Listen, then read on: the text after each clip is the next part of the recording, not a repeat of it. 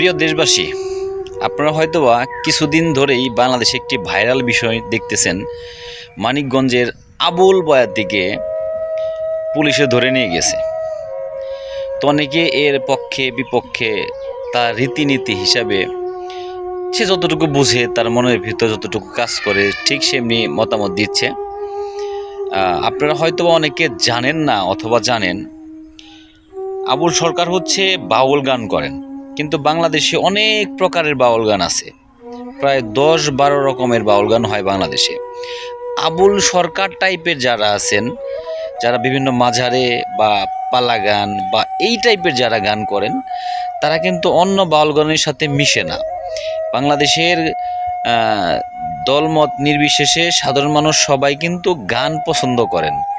তো আমরাও গান শুনি, খুব ভালো ভালো গানও রয়েছে। গান মানুষকে অনেক সময় খুব ভালো শান্তি প্রচেষ্টা দিয়ে থাকেন। কিন্তু আবুল বয়াতি টাইপের যারা গান করেন, মানে ওনারা যে মতবাদ নিয়ে গান করে থাকেন, এই ধরনের গানের মধ্যে দুইটা জিনিস আছে। এক নাম্বার হচ্ছে নিজেদেরকে বড় করা, সৃষ্টিকর্তাকে ছোট করা, যার বিনিময়ে ওরা হচ্ছে মানুষের মজা নেয়। আর একটা গুরুত্বপূর্ণ বিষয় হচ্ছে ওনাদের প্রত্যেকটা গানের মধ্যেই শুধু শিরক আর শিরক আর মেয়েবাজি। মোট কথা, ওনারা হচ্ছে প্রচুর নারী লোভী মানুষ। প্রচুর এরা মানে এতই জঘন্য কাজ করে থাকে, এদের ভোগের বিলাসী হচ্ছে মেয়েরা। আর আল্লাহ তাআলাকে এরা যত পারে তাদের ভাষায় ছোট করে রাখে, যত বিকৃতিমূলক আচরণ করে থাকে।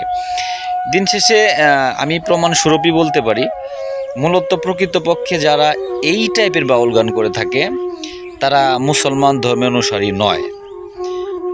এই কথার পেছনে অনেক যুক্তিও আছে, কিছু প্রুভমেন্টও আছে। মূলত তারা মুসলমান নয়, নিজেকে মুসলমান দাবি করে সেটা ভিন্ন কথা, কিন্তু তারা মুসলমান নয়। তারা হচ্ছে মূলত শয়তানের পূজা করে। এবং তাদের বইগুলো যদি পড়ে থাকেন, অনেক তথ্য আপনি পাবেন। মূলত তারা মুসলমান নয়, তারা মুসলমান জাতিকে বিভ্রান্ত করে। এবং দেখবেন তাদের বিভ্রান্তির কারণে অনেক সাধারণ মানুষ নামাজে পর্যন্ত যায় না। ওনারা তো নামাজ কখনো পড়েই না, সৃষ্টিকর্তাকে ওইভাবে বিশ্বাস করেই না। সারাদিন সারা রাত মেয়েবাজির গাঞ্জা টাঞ্জা নিয়ে থাকে। দেশটা নষ্ট হওয়ার পেছনে ওনাদের অনেক অবদান, ওনারা দেশটাকে অনেক ক্ষতি করেছে, এতে কোনো সন্দেহ নেই।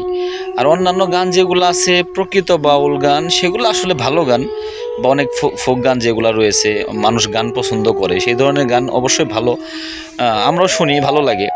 কিন্তু বাউল টাইপের বলতে আমি বলছি 10-12 রকমের প্রকারভেদ আছে। আর আবুল সরকার টাইপেরা যে ধরনের গান গায়, বিশ্বাস করেন আর না করেন, এরা হচ্ছে মূলত শয়তানের পূজারী। এদের দ্বারা কখনো কোনো দেশের উন্নয়ন বা মানুষের বিবেক জাগ্রত হবে না। তাদের দ্বারা মানুষ নাস্তিকের পথে চলে যায়, আল্লাহর প্রতি বিশ্বাস তারা হারিয়ে ফেলে এবং তা আল্লাহর সাথে শিরক করে। আর দুনিয়ার পাপ কাজের তো অভাবই নেই। দিন শেষে আমি বলবো হচ্ছে, আমরা গানের বিরুদ্ধে নয়, আমরা সবাই গান শুনি, কিন্তু আবুল টাইপের যারা গান গায় এরা একটু ভিন্ন মতালম্বীর মানুষ। মুষ্টিমেয় কিছু মানুষ আছে, তারা মূলত হচ্ছে শয়তানের পূজারী, এতে কোনো সন্দেহ নেই। আমরা চাইব এদের যথাযোগ্য শাস্তি হোক।